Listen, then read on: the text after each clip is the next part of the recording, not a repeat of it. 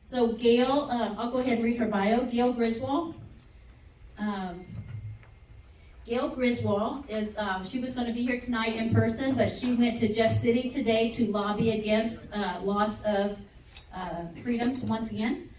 So she went to lobby against some education bills. Gail Griswold is an entrepreneur, a mom, and active in her local community. She first enters the public square when she questioned an unconstitutional state statute on lodging taxes that goes to trial end of November. Whoops. End of November? End of this November?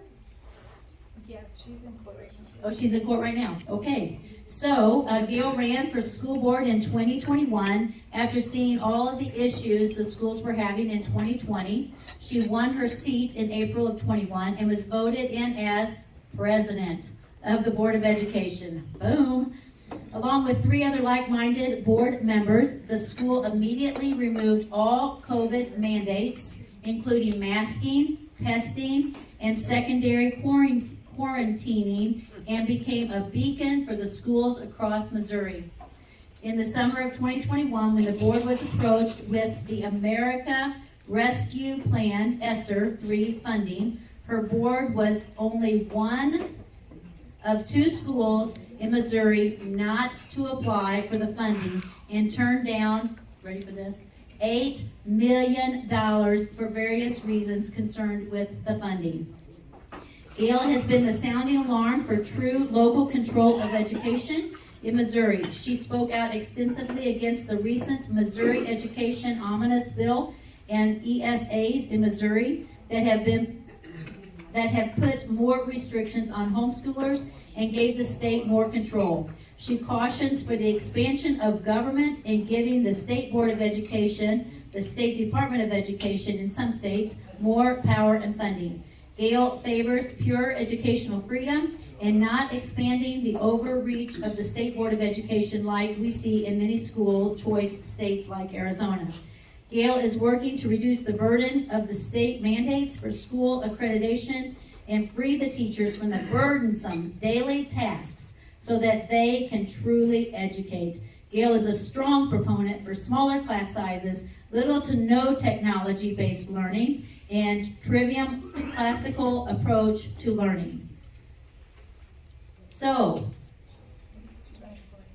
she's running a couple minutes late. She's going to join us by Zoom here, so we're just waiting. And so, I'll introduce Charlene. I'll read her bio as well. Charlene, right here, and I only met Charlene in person in, was that October?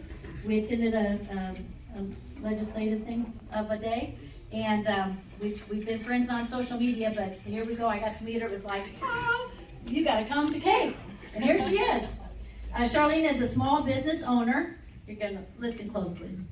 Wife and mother of 10. Wow. It's true.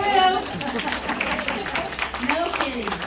She started her children's educational journey in the homeschooling world and has never looked back. In 2017, Charlene started a homeschool group for her community focused on field trips, career exploration, and biblical studies. She was also the homeschool liaison for the FCA Bucks varsity football team. In 2020, Charlene became involved in politics when her daughter was fired for refusing a county-enforced vaccine mandate. Oh, never leaves us, does it? In an effort to claim a religious exemption, it was found the county was acting unconstitutionally by not providing that option. Not only did she win that battle, but the mandate was lifted for the entire county. Give her a round of applause. I'm not even done that. In 2022, she started a homeschool co-op in the small town of Roach.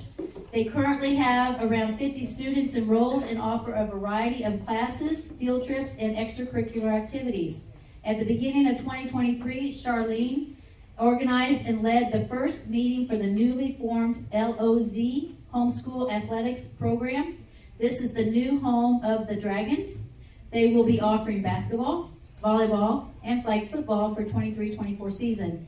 Charlene has a heart and passion for homeschooling, loving her kids, and equipping and encouraging parents in the training and instruction of their children. Amen. So Charlene, I'm gonna give it to you and you can, as soon as she comes in.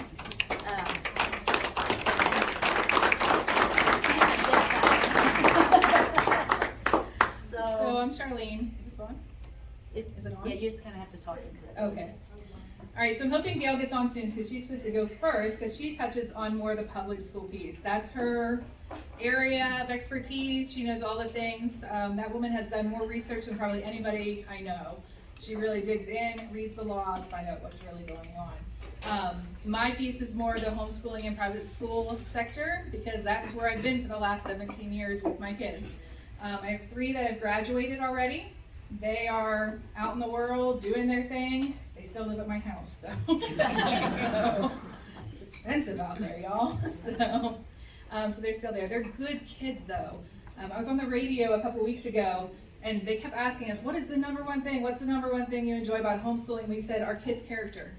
Because their character is so much different than what we see in most of the kids around us. I have a 20-year-old daughter who's graduated. I have a 19-year-old son and a 17-year-old son that's graduated. He graduated at 16 because he was done. So it's coming on. Oh, good.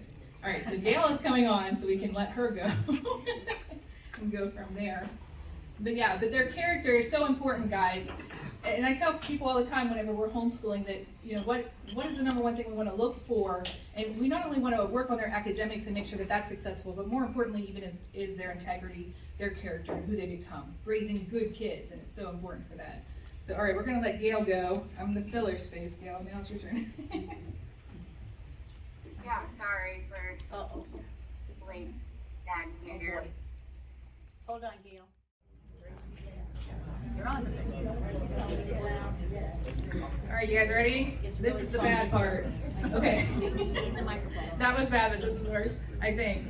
Okay, so school choice. We think of it as this pretty little box. We talk about vouchers, we talk about money following the student, and everyone goes, yay, let's do it. But it's actually the end of educational freedom. So, go ahead. Okay, so currently, I'm just going to talk about the homeschool piece right now. Private schools pretty much can do a lot of what they want. They don't have a lot of regulations over them, including testing or anything. They don't have to do hours either. But homeschoolers in Missouri, these are our regulations. You have to do 1,000 hours instruction, 6 hours must be in reading, math, social studies, science, and language arts in general. And then 600 can occur or 400 can occur in other ways too. So you need 1,000 total hours. You have to keep a logbook of your instruction and what you did, plan, diary, lesson plans, that kind of thing. That said, we do not register with the state and no one comes in to check because we have parental rights, y'all. So we can do our own stuff, all right? So we are one of the most educationally free states in America. We want to keep it that way, and that's why I'm here to talk to you. Okay, so let's talk about how many children are already out of the public school system. Those who are proponents of school choice will tell you that there's only 10, 11% out of the system. That's not true. There's 14% of all school-aged children already in private schools right now. There's somewhere between 11 and 22% of homeschoolers in Missouri. The thing is, we don't have an accurate number because we don't register, so we don't know for sure. But I can tell you this, I live Lake of the Ozarks. We had a lot of people influx in, and a whole ton of them are homeschooling.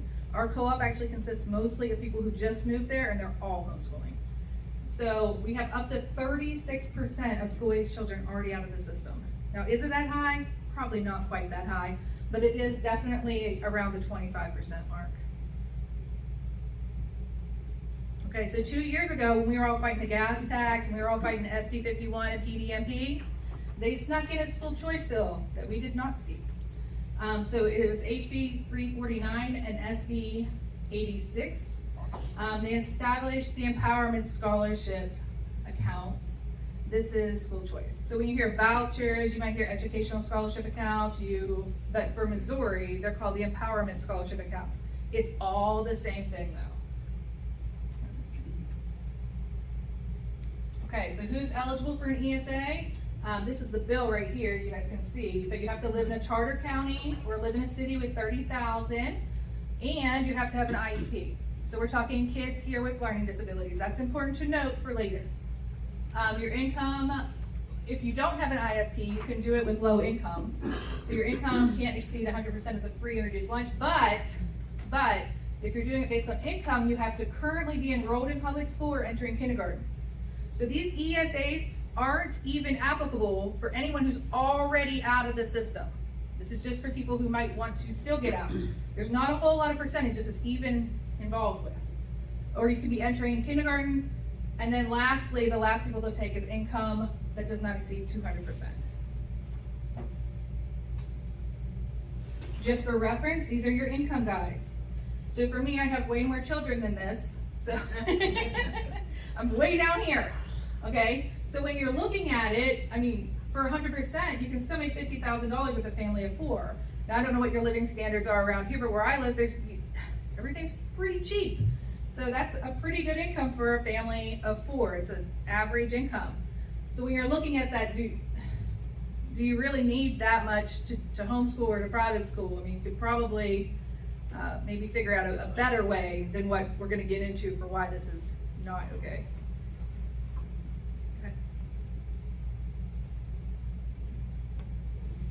Okay, so this is what the bill states, and this is where we start getting into the issue. We actually read the bills, and that's why it's so important. Don't read the summaries. They lie on their summaries, guys. You have to go to the actual bill and read the 80-some pages that they normally are. So the first one is ensure that participating students take the state achievement test or nationally norm reference tests that measure learning gains in math and English language arts and provide for value-added assessment. Guys, these are your psych profiles, your CRT, your social emotional learning. All of those tests could be mandated on you because they're norm referenced, and in their minds, they provide for value-added assessment. They're assessing our children through this. This is mandated for private schools and homeschools. It's not just for the public school. So, because this bill is all pertaining mostly to private and homeschools.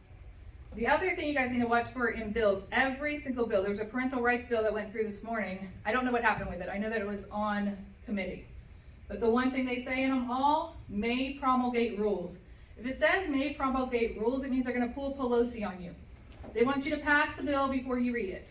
So after you pass the bill, that's when they're going to write it.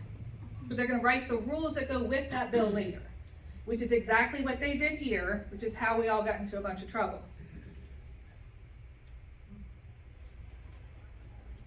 Okay, so they may claim privacy with all this when you're taking your tests, but guess what? Our tests were all sold, along with the data that went with them. So we don't own them. Amazon actually owns one of them. Canvas was sold to Amazon, included all student records for $100 million. And now every private schooler who takes this money and every homeschooler who takes this money now sells our stuff to Amazon too. I'm trying to go quick. I have a lot. What's the NIC in Tyler Sis? Because I know that Perryville uses Tyler Sis. Tests. Go back. Where are we at? They sold their entire database for $2.3 billion. NIC sold it to Tyler Sis. So again, these keep getting sold over and over and over again. So our databases are just going everywhere. This is the information about our students. So how far is too far with data mining? So name, address, grade level, some of this stuff is, typical that you would think. We have gender, family income level, race. Okay, so now they want to divide us into little sections. So security number, background checks. Yeah, homeschoolers. Proof of residency. You have to have a couple different proofs of residency when you're applying for these ESAs. Your test results, your high school graduation, but they're not going to stop there. They want to follow you through college. So you have your college attendance, your college graduation, and of course you have to do parental surveys. So they want to know whether you like this program and whether you feel safe. Safer in one school than the other. So yeah, lots of data mining. A whole page and a half in the bill is just data mining. And then you need to provide the test results and associated learning gains to the public. That's what they're going to do next. So they're going to get everyone's scores and put them all out there. Again, dividing it into divisions, grade level, gender, family income, number of years participating in the program.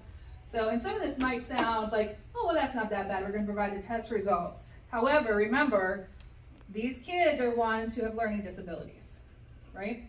So when we say, okay, the homeschoolers who took this money are testing in the 20th percentile, what does that say for the rest of the homeschoolers everywhere? That doesn't look good. for the rest of us. And so then they're gonna wanna try to mandate and regulate all of us who aren't taking the money. Because in their minds, homeschoolers aren't doing well, when reality is, these are kids with learning disabilities. I have a child with a learning disability, she has dyslexia, she can hardly read.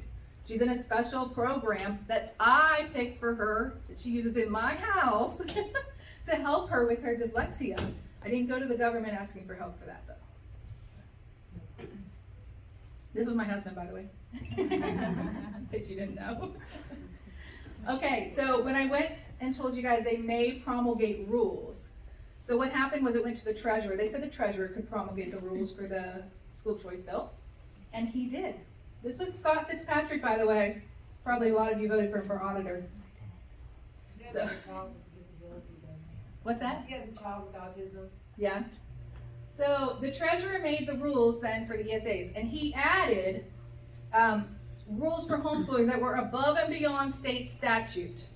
Okay? So now your homeschool has to be certified. It's a state certified homeschool. You have to be registered and you have to be approved. You must submit to background tests. Everyone 18 or older in your home. So I tell people all the time, I hope you didn't do anything stupid when you were younger, because it's going to come back on you right now. Same with your kids. If you have young adults in your home, I have 3 young adults in my home. And if they did anything stupid, they didn't. But if they did, that could come back on us too, and we wouldn't be able to take this money. Okay, just for reference, I'm not taking this money, ever. Our curriculum has to be approved. You have to submit it. It has to be found acceptable. For now, they say we're not going to touch, Christian curriculum. It's fine. You can go ahead and have it, but how long is that going to be the case when it has to be approved in order to participate in this program? Last thing, you have to submit all your records. Right now, as homeschoolers, we have to keep the records, but we do not have to submit them.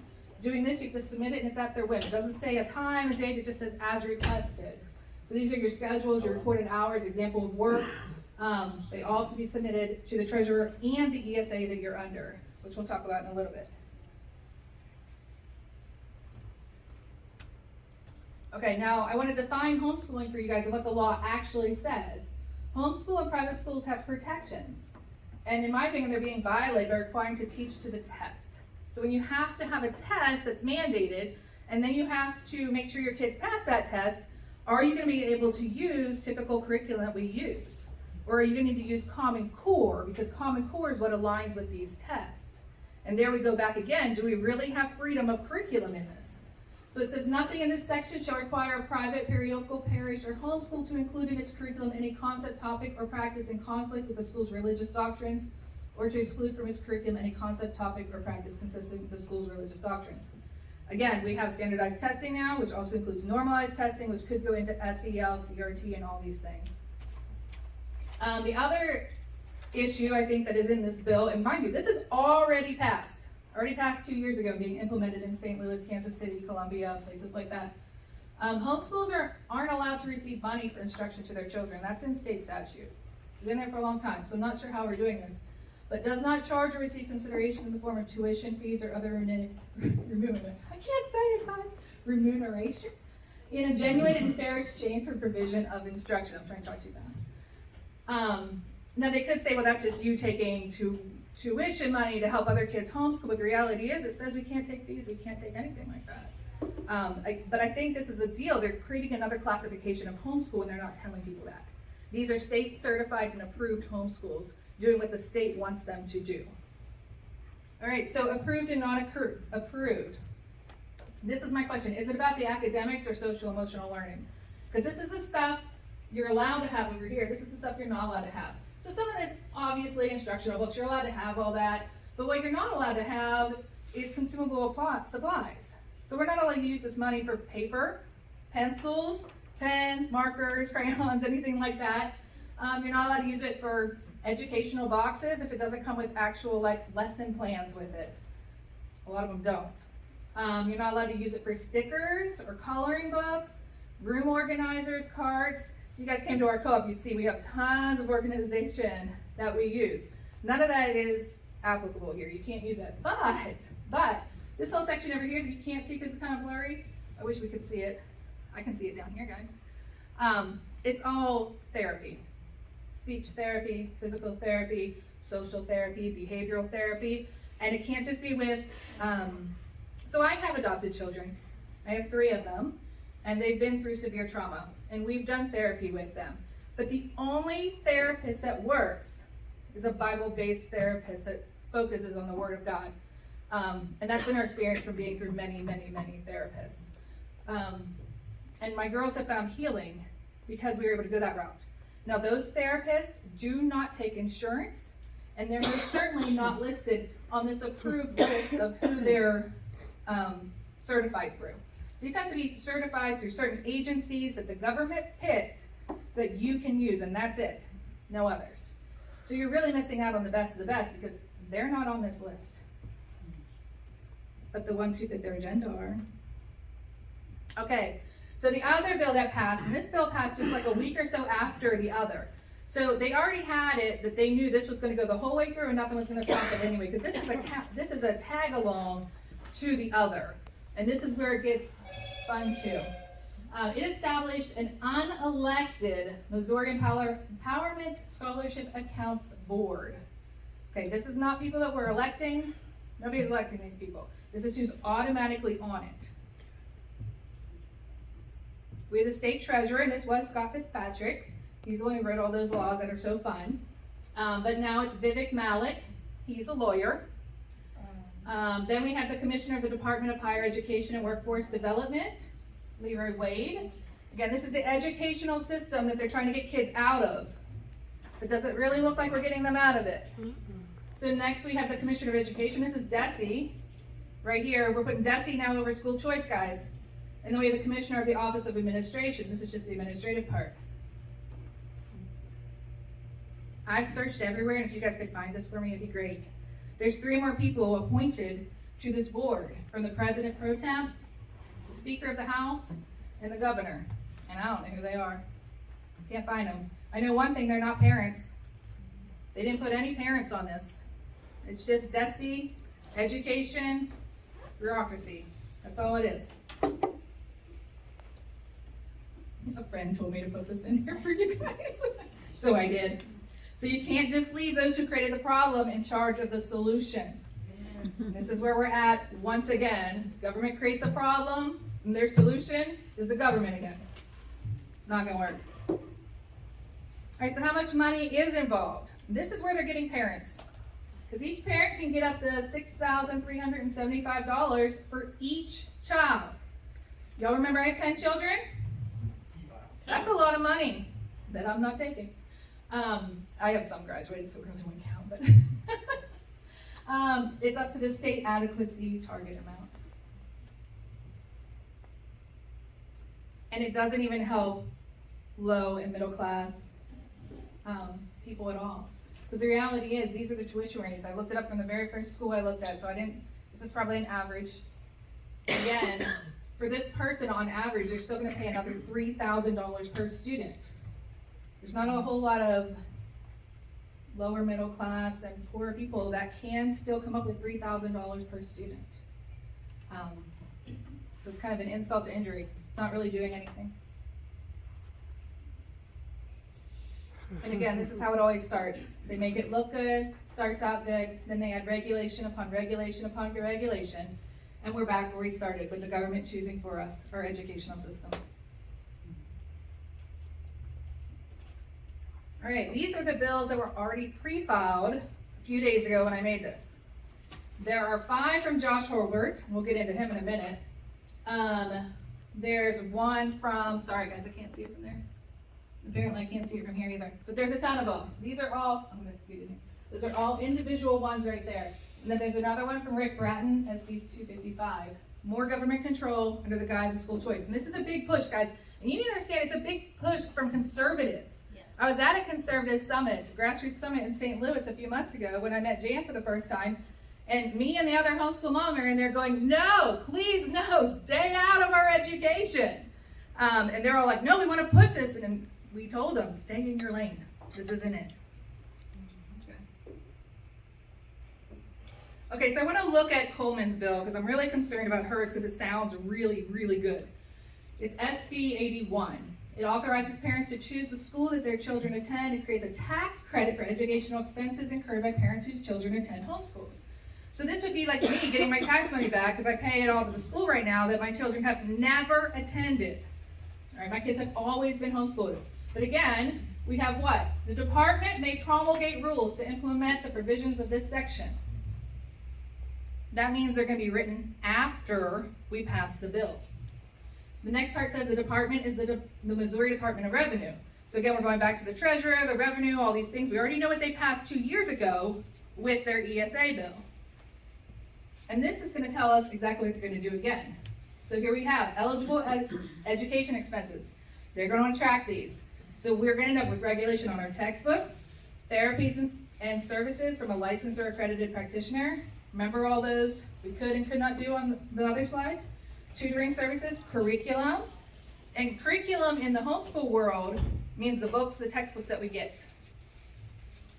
Nationally standardized norm reference achievement tests. There it is again. So they're going to make you test for this money just for your tax credit back. And again, it hasn't been written yet. It will be later after they pass it. Computer hardware, fees for summer education, and homeschool again is included in this, which puts us all at risk. Okay, now I wanted to explain something different. A lot of people, when they hear school choice, they're like, well, my school's terrible. I just want to put them in a different public school. That's not school choice.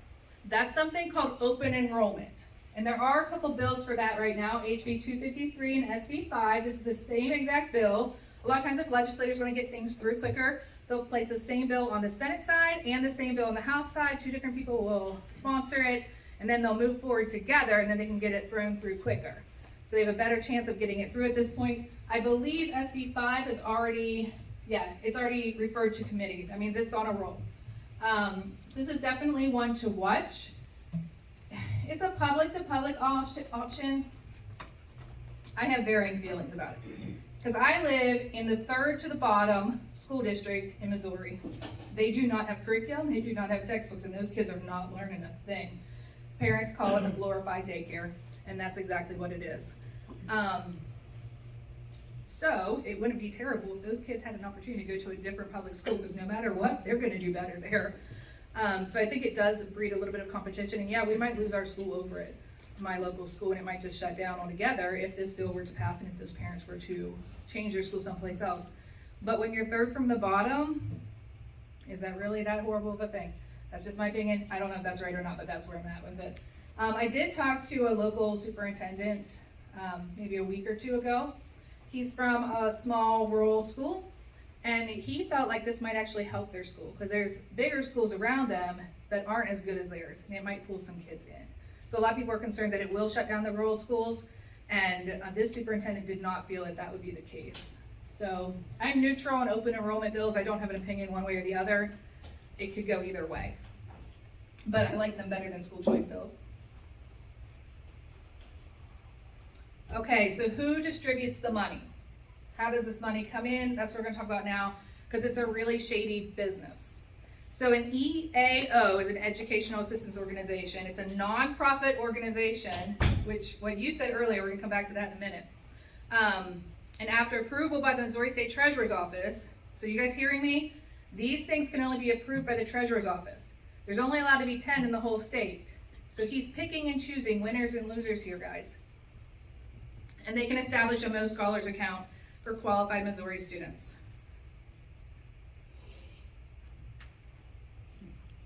And these are the 6 organizations. They've already been established. They were established like days after this passed. So this has already been in play. I don't know that there was any stopping it to begin with. We have the ACSI, Children's Tuition Fund. It says they'll take homeschoolers as requested and needed. The Agadath, I don't know if that's how you say that, but Israel of Missouri. It says they'll take homeschool students if they're meeting the organization's requirements. See, that's the thing. The government has requirements, then the treasurer made more requirements, and then these organizations that the money's distributed through can make even more requirements. We don't know what those are unless we apply. We have Bright Futures Fund, again, meeting the organization's requirements. Herzog Tomorrow, now here's the fun fact. The gentleman, the legislator who has 5 school choice bills that are already pre-filed, his name's Josh Holbert. He works for Herzog. And I mean, you would think this is a conflict of interest. Well, it is a conflict of interest, but nobody cares. So this is where we're at. Who he works for, who he's employed by, he now has bills for something that will help or affect them. Employer. Okay, we have the Missouri District of the Lutheran Church, Missouri. It just says it serves homeschool students, and today and tomorrow it says homeschool students as needed. Now you'll notice Herzog does not say that. It's because Mr. Hurlbert knows that we do not want in. Last year, Families for Home Education fought them tooth and nail to get the homeschoolers out of this program altogether because of the implications to our freedom. So how is the ESA funded? It's all funded by wealthy individuals and big corporations. You have to owe $1,000 or more in Missouri state taxes as a minimum donation of $500 is what is needed to be able to be participating in this, and only 50% is permitted to be donated. Uh-oh. You have to mute it. She wanted to get back on. She hung up. All right. No, go back. Sorry, guys. All right, so it's funded by the big corporations, wealthy individuals. I was gonna go somewhere else with that, but I don't remember where it's at right now. Just go ahead. In return, they receive a dollar for dollar tax credit. Okay, so I'm gonna ask you guys to do a little bit of math right here. This is not a tax deduction, this is a tax credit. We're gonna use numbers that are easy, but say he made $100,000 in the year, and say he wanted to give $10,000 to charity, because that's what this is technically charity. So then he's got $90,000 left over, he's taxed on a third of that, so he has to pay $30,000 in taxes, and he ends up with what? $60,000, right? Now I'm probably gonna mess up the other part of this math. But if you give it to an ESA, it's different. So you have $100,000, you're not gonna give any in charity because you don't have to do that. But you are gonna have a third of your income still due, so that puts you at $33,000. Now, $10,000 of that can go to charity, which leaves you with an actual tax of $23,000. Do you see the difference?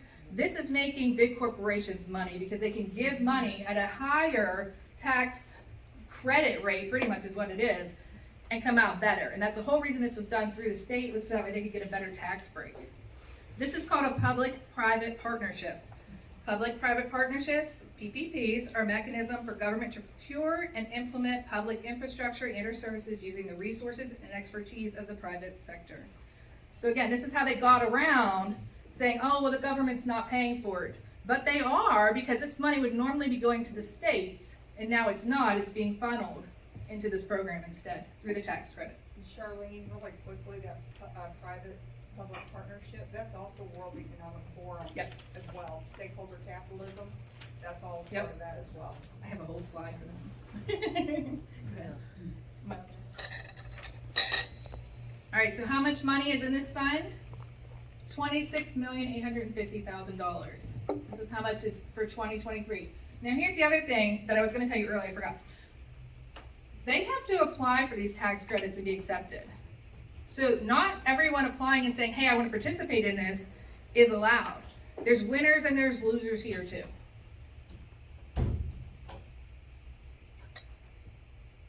Here's my fun one. This is our fun fact, guys, because any big corporation or nonprofit or whatever can give to these ESAs. So it's just kind of interesting.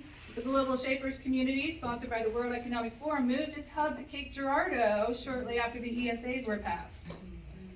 Also quite interesting, Global Shapers community's mission: we believe in a world in which young people are central to solution building, policy making, and lasting change. And again, if there was ever a time in which strengthening local communities and empowering youth leaders were paramount, now is that time, said Klaus Schwab, founder and executive chairman of the World Economic Forum and the Global Shapers community. So, this is all gonna be shaped, but it ain't gonna be by us, guys. All right, fun stuff. Who bought your legislators' vote? The American Federation for Children did. They dumped $1 million. Hold on, go back. They dumped almost $1 million in Missouri's 2022 elections. It was distributed through their arm, the Missouri Federation for Children. If you guys want a list of your legislators and who was paid for, because Barry Hovis is on this list, so was mine, Lisa Thomas. Almost Rick all of them were. Francis? I can get this for you. How about Rick Francis? I don't know, it starts at O and goes down. It was way too big to fit in that little slot, so. I can send it though to Jan, and she can distribute it to you guys. But there was almost $1 million dumped in, all from school choice money, and that's just from this one foundation, guys. I didn't go through all of them. Another interesting tidbit is the chair of the Senate Education Committee was Cindy O'Loughlin. The American Federation for Children was the primary funder of her 2018 campaign, giving $124,000+ in opposition and support for her, but opposition of her candidates against her. And guess who was just voted Senate Majority Floor Leader?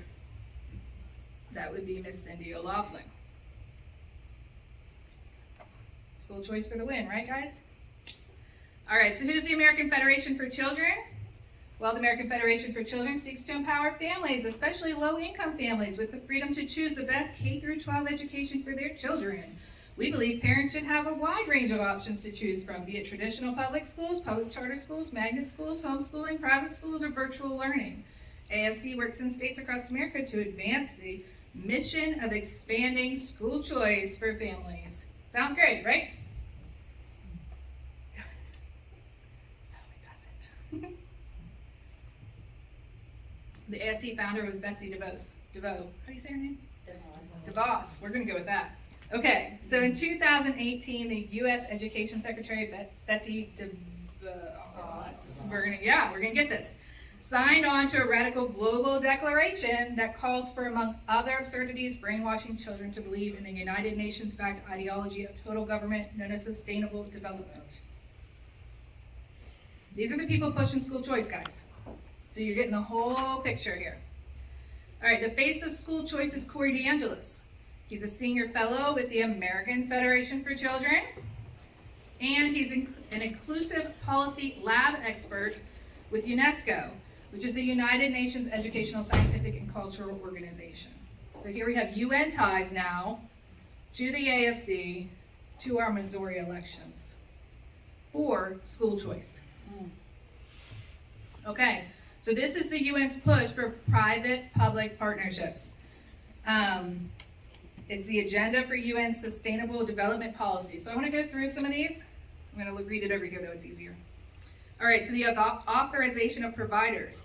They want to incorporate educational planning criteria in the authorization of new private providers. Use of bidding processes to select private providers. Again, remember I said they pick and choose who they want to be in here. Establishment of more discriminating screening processes or eligibility criteria. The funding, prohibition of tuition fees. Now that's going to happen because you're not going to have very many tuition fees if you're bringing in school choice money and other potential contributions. And this is all because of equity, guys. Everyone has to be equal. And this is why they're coming after the homeschoolers, because everyone has to be equal. And if not everyone can be homeschooled, then no one can be. All right, funding, I've already done some of that. Sliding scales, need-based funding, all that's happening. Social composition, school choice and admissions. This is in their policy, guys. This is a screenshot directly from it. Centralization and control of the school choice and admission procedures. Common priority criteria for public and private subsidized schools, calendars, and procedures. I mean, there's no question, I can't, there's nothing even to say. It's just so like in your face. Prohibition of selective admissions and provision of priority access for disadvantaged students. So private schools, you're not just going to get to pick and choose who you want based on their behavior, based on their grades. You have to select so many in order to have diversity and inclusion, because that's what this is all about. Okay, autonomy, evaluation, and accountability. The integration of private subsidized schools into the monitoring and evaluation framework in place for the public sector. Everyone's the same. Remember Gail was talking about all those rules they're under? They want everyone under those rules. And if everyone's under those rules, we no longer have educational freedom. Development of additional and more demanding accountability schemes for private subsidized providers. Creation of accountability systems specific to private subsidized providers. And establishment of dedicated monitoring agencies. This happens through the ESAs, and they're nonprofits, which means we can't really go after them as much as we could government agencies. And again, we have the workforce development that Gail talks about, harmonization of teachers' qualification requirements, licensing procedures across the public and private sector. That means they want your private sector and your homeschoolers to be licensed instructors. I am not a licensed instructor. but I've been teaching my kids for 17 years and they're doing quite fine. Equalization of teachers' salary scales and working conditions for public and private subsidized schools. So if these private schools are taking the money, the UN's goal, which all ties back to Missouri, is that all the teachers get paid the same as well and have the same qualifications. Oh, go back one. Sorry, guys. All right, just wanted to go back to the top. UN's plan to destroy educational freedom. The UN strategy is to dismantle the private sector. They call us non-state actors and put them under the regulatory agencies of the government. Okay, here we have UNESCO.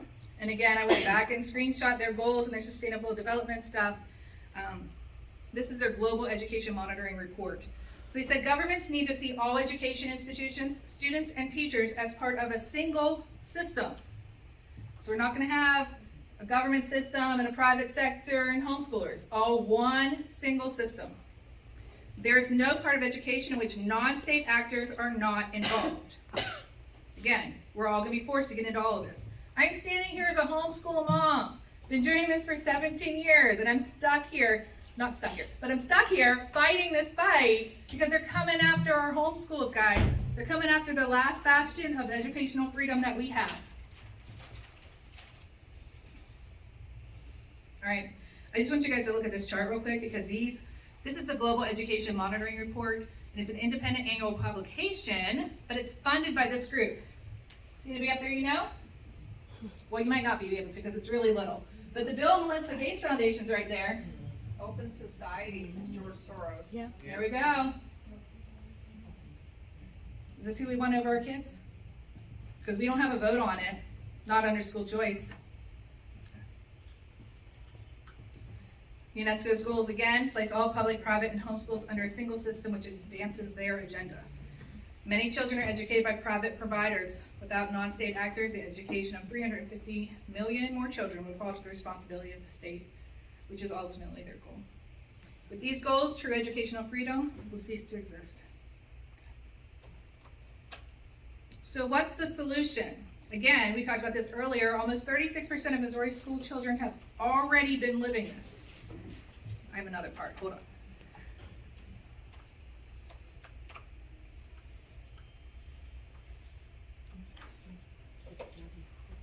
Good?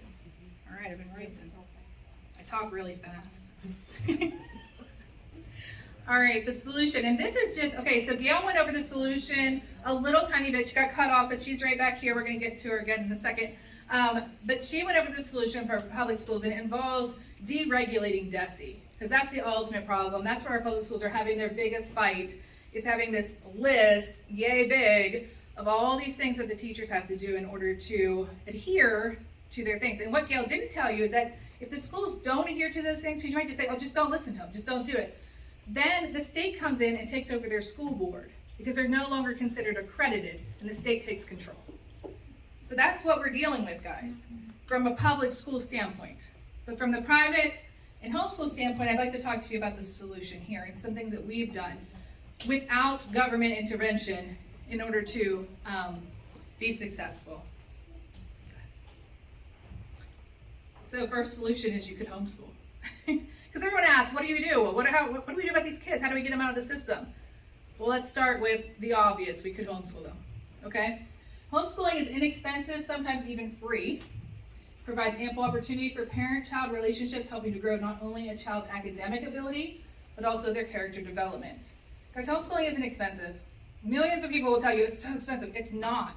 There are hundreds of curriculum at this point that people can choose from, many of which are free because parents went out there, they wrote their own curriculum, made their own textbooks, and they said, we're giving it to you because we want your child to succeed and we don't need anything for it. Let me go back to that for 1 second. You don't have to actually go back, but I know a lot of people ask questions about single moms, and I'd just like to tell you a story. We had a single mom in our life. She had 2 children. They were adopted, and she wanted to homeschool them because our schools were terrible. And so it's illegal in Missouri to homeschool someone else's kid. You can homeschool so many up to a certain amount, but you're supposed to not be doing that. It's supposed to be the actual parent who does it. but you can provide babysitting services, right? So I babysat her kids during the day, and they did their own work that they could do on their own, and then they would go home and their mom would finish their schoolwork with them. Guys, this can be done. You can be a single parent and you can homeschool your children. Now I get it, not everyone's called to do that, and that's okay. We'll get to that in a second. So we also have homeschool co-ops. I started a homeschool co-op this last year because I moved over to a little town called Roach from Camdenton. It's not really that far away, but we have 50 kids in our co-op. That's a lot of kids for that area because there's nobody there. It's in the middle of nowhere. Families work together to educate their children with a variety of classes and opportunities. Here's how we started our co-op. I called the church that was closest to my house and I said, hey, can we have a co-op there? And the guy was like, yeah, let's do it. So he goes, not only can you do it, he said, we have our new building here and we have our old church just sitting over there not being used. Take the whole thing, have it for your co-op. Our co-op has a whole building entirely to itself. We were like, okay, how are we going to fund this? We have an empty building. So we said, okay, well, let's go to our local businesses around here. Mind you, these are towns with nobody in them. So we went to our local businesses in Max Creek, Climax Springs, Roach. If you guys look them up, there's nobody there. But we went to them and they provided everything we needed. We have an abundance in our bank account right now. We are buying gym equipment. We are buying kitchen knives for our cooking class. We have everything we could need, and we have a surplus in there as well. Our parents have been great. They pitch in their time, their talent, and we all work together to make this succeed. Your churches are biting at the bit to help these kids get out. Go to them, talk to them, tell them your plan, and get these kids out if that's what you feel that they need to be doing. Go ahead. All right, so I want to tell you a little bit about our co-op. Each one can be done differently and needs to fit your needs for your area. But we have a nursery and a preschool because it's just for those who have older siblings in our program because childcare is expensive. We can't expect these parents to pay for childcare while they bring their kid up to our co-op because we don't do a co-op where you pay teachers. We do a co-op where the teachers are the parents. So the parents are volunteering their time in order to teach all these other children. Go ahead.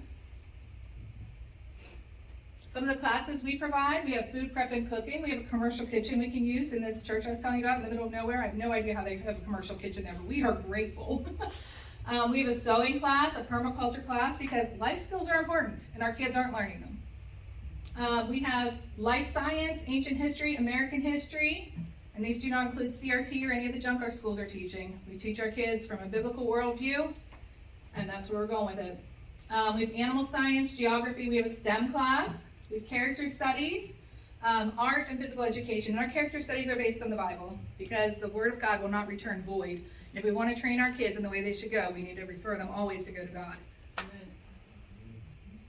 Okay, your options are only limited for your classes by your imagination. So we've had so many different things, and for next semester we've already had our radio host. He offered to come in and teach a podcast class for our kids. That way our kids could be doing this and getting on the radio with them. We had our local history professor. He's like, yeah, I want to come in and do something too.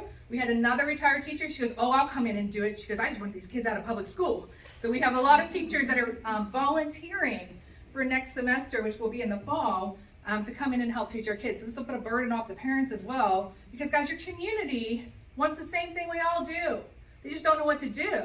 But when we start something like that, if you build it, they will come. So they just tended to flock, and they know, and they want to be a part of what we're doing. We have field trips.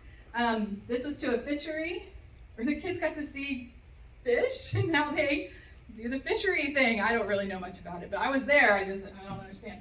And they went to an ice cream factory and learned how to do.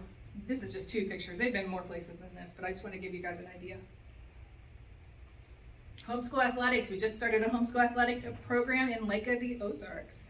So we're going to call ourselves the Dragons because the lake is shaped like a dragon. I don't know if you guys knew that, but anyway, almost every major town in Missouri has a homeschool athletics program, and if not, start one. We're coming soon. This is actually a picture of my boys. They used to play flag football, and then it moved into a varsity football team in a different state when we lived there, and it builds a great sense of camaraderie. These boys are still close friends to this day, even though we live halfway across the country from a lot of them. They still talk and play games every Sunday, and that's what they do. But Yeah, so it was really an awesome program. It was a faith-based program. So our coaches were training our young men to grow up and be good men, good godly young men who served the Lord and who had integrity and character and all the things we all want in our young men. Amen? That's your line. But, Oh, I get an alarm? Are you sweat? Well, I just wanted to, do you want to join Gail in and? Okay. but- I have 2 more slides. Go ahead. So I'm almost in. Yep. Okay, so another option again to pull your kids out of public school is private school. I put these pictures on here because I know this school personally and I know what they did in order to get kids to be able to go there. They have private scholarships from local businesses and community members. This school went around to all their local businesses and to their different members in their community and they asked for money. And they said, will you help us put it toward a scholarship program so we can get kids in here that couldn't otherwise afford it? And they did. I would say the majority of their school is kids who can't afford it otherwise. So again, your community wants to help. You just need to go get them.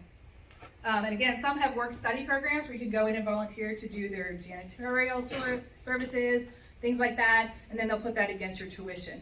If you really want your kids out, guys, you'll make the sacrifices and figure out a way to get them out. But I'll tell you what, we don't need government intervention to make that happen.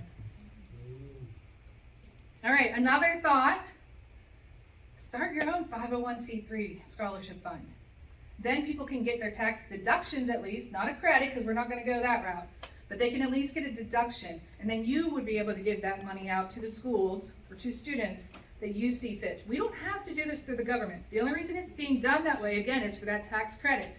They want that dollar for dollar amount that strengthens their financial portfolio, really. Am I done? Okay. So Ronald Reagan once said, the 9 most terrifying words in the English language are, I'm from the government, and I'm here to help. The solution, guys, is you. Be the change you want to see. Our kids need you. So you be the change. That is our solution. We have to think outside the box and not go through the government crying every time that we have a problem. Because they are definitely not the solution when they're the ones who are the problem. Wow. All right. Wow. Okay, so how do we get her back? I don't know.